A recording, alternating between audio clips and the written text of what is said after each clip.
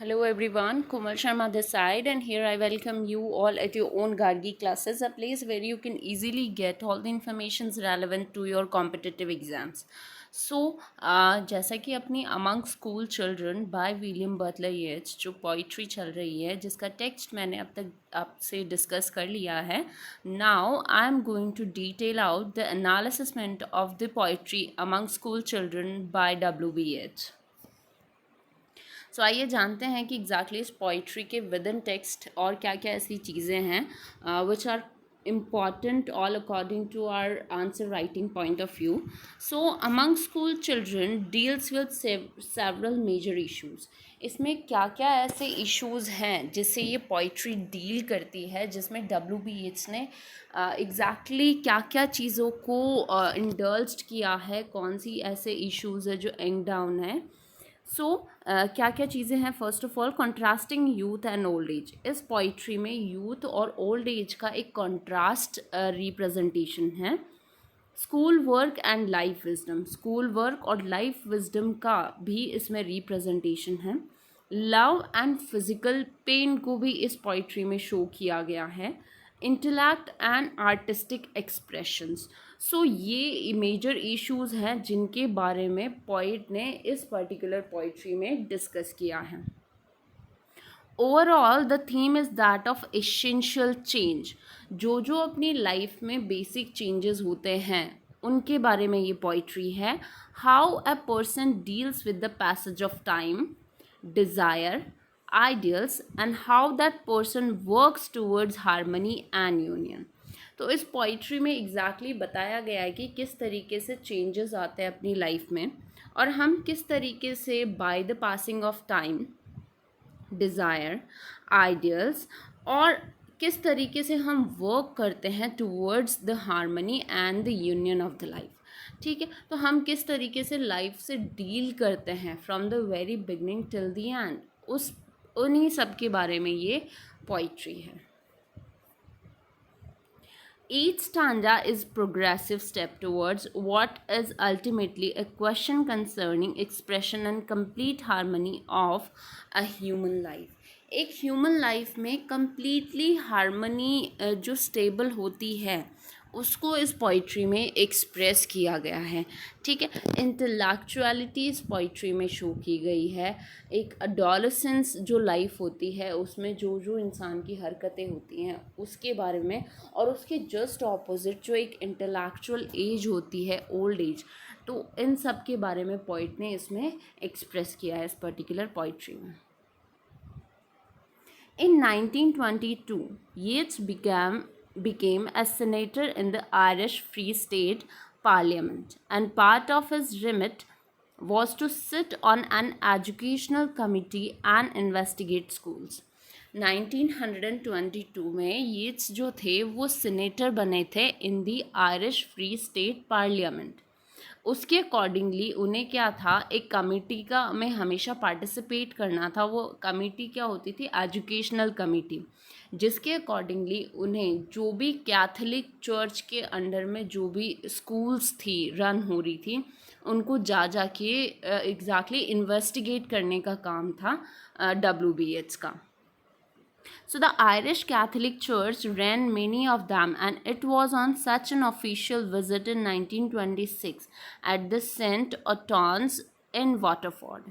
तो ये जो विज़िट था उनका स्कूल विज़िट था 1926 में, run by the sisters of mercy. Sisters of mercy जिस स्कूल को चलाती थी, that Yeats had the idea for this point. तो जब वो 1926 में इस पर्टिकुलर स्कूल में गए जो कि रन की जाती थी bye the sisters of mercy, तब WB येट्स ने इस पोइट्री को लिखने का डिसाइड किया after visiting that particular school. ठीक है, उसके बाद में ही उनके मन में ये सारे आइडियाज़ आए थे. अब अपन जानते हैं कि इसमें लिटरेरी और पोइटिक कौन कौन सी डिवाइसेस का यूज़ किया गया है. तो सबसे पहले हम बात करेंगे एलिट्रेशन की. एलिट्रेशन जैसा कि मैं रेपिटेटिवली बताती रहती हूँ, व्हेन द टू और more words close together in a line start with the same consonant. जब कोई भी वर्ड्स कॉन्टीन्यूअसली या ऑल्टरनेटिवली या just after two words in a line, अगर कोई भी वर्ड शुरू हो रहे हैं with the same consonant sound, तो उसको क्या बोलते हैं, एलिट्रेशन। अब यहाँ पे एग्जाम्पल कौन कौन से हैं, जैसे change some child, so church, there is a sound of church, consonant sound, repetition of church. Plato's parable, प, thinking of that is the, stood so, that is S, ठीक है। फिंगर फैशन, दैट इज फ, sleep shriek struggle, that is श। तो इस तरीके से there are repetition of the consonant sounds in the beginning of the word, so इसको हम क्या बोलेंगे, एलिट्रेशन बोलेंगे, ठीक है। आइए नेक्स्ट डिवाइस के बारे में जानते हैं, दैट इज असोनेंस। असोनेंस एलिट्रेशन का ऑपोजिट होता है, जहाँ पे वॉल साउंड रिपीटेशन होता है। When two or more words close together in a line have similar sounding walls, जब similar sounding walls, जो walls का repetition होता है, जो कि similar sounded जो भी walls होते हैं, अगर उनका repetition होता है and they close together in a line, तब वो क्या होता है, sonance होता है। For example, जैसे dream of a leaden thinking of that fit, so there is a repetition of sound e, right? She but see, right? 60 or more winters, right? Upon the bottom, golden thighed Pythagoras, thighed I Pythagoras. See, there's a repetition of I, right? E and I. Fingered upon a fiddle stick of string. तो इस तरीके से there are the repetition of the vowel sounds in these lines, तो उसको हम क्या बोलेंगे, assonance बोलेंगे। नेक्स्ट डिवाइस है दैट इज शजोरा। शजोरा का मतलब क्या होता है, किस तरीके से इस पोइट्री में यूज़ किया गया है शजोरा का, वो जानते हैं। अ पोज इन अ लाइन, शजोरा का मतलब होता है किसी भी लाइन में एक पोज का होना। Often midway through punctuation, often midway, ये बीच लाइन में भी हो सकता है, पंक्चुएशन के थ्रू भी हो सकता है, but not always punctuation, it can occur naturally in longer lines. कोई ज़रूरी नहीं है जहाँ पे पंक्चुएशन हो वहीं पे आपको ब्रेक देना है लाइन में, कहीं पे भी हो सकता है। अगर कोई लाइन बहुत लंबी है तो इन बिटवीन और इन मिडवे ऑफ अ लाइन, तो वहाँ पे अगर कोई पोज होता है तो उसको हम शजोरा बोलते हैं।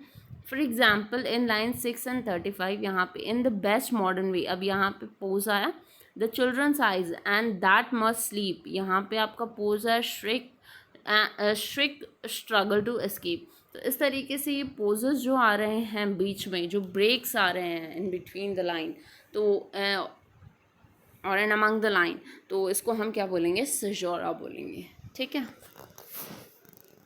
Another device is here enjambment. Enjambment का मतलब क्या होता है, when a line runs on into the next with no punctuation, जब बिना पंक्चुएशन के, बिना किसी ब्रेक के, बिना किसी पोज के लाइन रन ऑन चलती रहती है, ठीक है। And carrying sense and momentum, और कंटिन्यू मीनिंग उस लाइन में आ रहा है, नो डाउट। सो 9 and 11 में ये एग्जाम्पल है। I dream of a lady and body bent above a sinking fire, तो यहाँ पे कॉन्टिन्यू लाइन है, यहाँ पे ब्रेक आ गया। A tale that she told of a harsh reproof, तो ये भी कॉन्टिन्यू लाइन है, there is a break after the line, तो इसको हम क्या बोलेंगे, एंजाबमेंट, ठीक है। अब जानते हैं राइम स्कीम के बारे में। पोइट्री में जो राइम स्कीम का यूज़ किया गया है उसके बारे में हम बात करेंगे। सो among school children is a rhyming poem with 8 stanzas. 8 stanzas की पोइट्री है।